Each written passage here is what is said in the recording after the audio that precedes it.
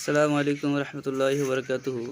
Hello বন্ধুরা, চলো আমি তোমাদেরকে দেখাই কিছু আমাদের জমিতে কিছু গাছ লাগানো আছে।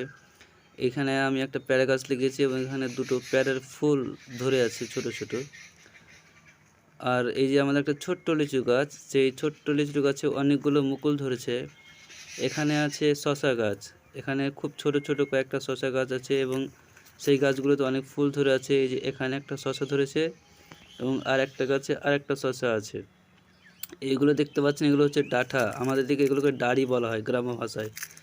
এগুলো আছে রসুনের গাছ লাগানো আছে, এগুলো ডাঁটা, যেটা একটু বড় হবে তারপরে এগুলো তরকারি করে খাওয়া যাবে। এটা হচ্ছে শশার গাছ এবং এখানে শশার গাছের জন্য এটাকে আমাদেরকে বাহান বলা হয়। তোমাদের কি অঞ্চল ভাষায় গ্রাম্য ভাষায় বলে কমেন্ট করে জানাবেন।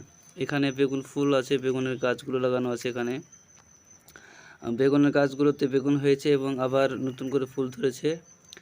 এখানে এই টমেটো গাছ লাগানো আছে, এই টমেটো গাছে এর আগে টমেটোগুলো সব নষ্ট হয়ে গেছে এবং এখন যে টমেটোগুলো ধরেছে এগুলো এখন মোটামুটি একটু ভালো আছে।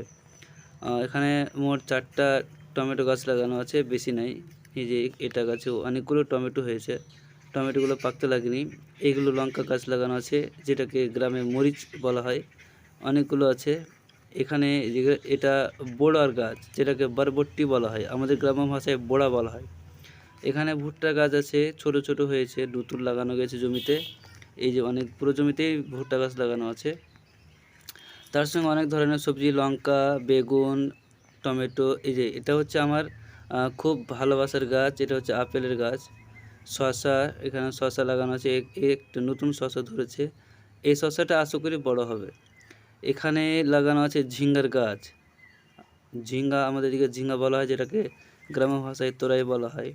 এখানে কিছু অ্যালোভেরা গাছ লাগানো আছে এবং তার সাথে সাথে বেগুনের গাছ লাগানো আছে। এই পুরো জমিটাতে অনেকগুলো গাছ লাগানো আছে। এখানে এই যে লিচুর মুকুল হয়েছে দেখুন। এখানে একটা মৌমাছি ঘুরছে। এই যে এখানে একটা মৌমাছি দেখতে পাওয়া যাচ্ছে, ওরা মধু সংগ্রহ করে নিজের বাসায় নিয়ে যাবে। দেখতে খুব সুন্দর লাগছে, দেখুন কত ভালো লাগছে, দেখতে সেই লাগছে। এখানে মৌচাকটা, এই যে মৌমাছিরা বসে আছে। তারপরে এই পুরো গাছে কয়েকটা লিচু গাছ আছে, মোটামুটি 5-6টা আছে।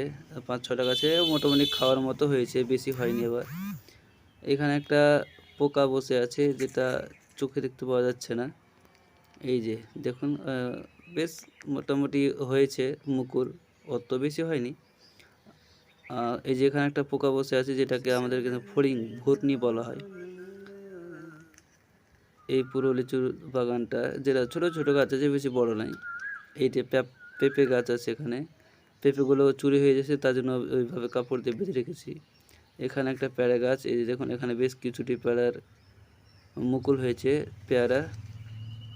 এই যে এখানে দেখুন ছোট ছোট দেখতে পাওয়া যাচ্ছে নতুন। এগুলো পুরো গাছকে কেটে আমি পাতাগুলো ঝরিয়ে বেঁধে রেখেছিলাম, বেঁধে রাখার পরে এগুলো যখন হয়েছে তখন আবার ছেড়ে দিয়েছি, দড়িগুলোকে খুলে দিয়েছি।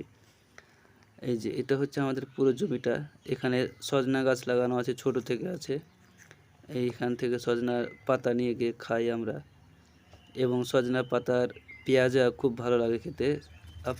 তোমরা ট্রাই করবা, ভালো লাগবে আশা করি। এখানে একটা ছোট কচি আমের গাছ লাগানো আছে, যেটা পরবর্তীকালে চারা বানানো যাবে। এই যে আম, টমেটো, লিচু, ভুট্টা, পেঁপে, সব ধরনের গাছ মোটামুটি আছে।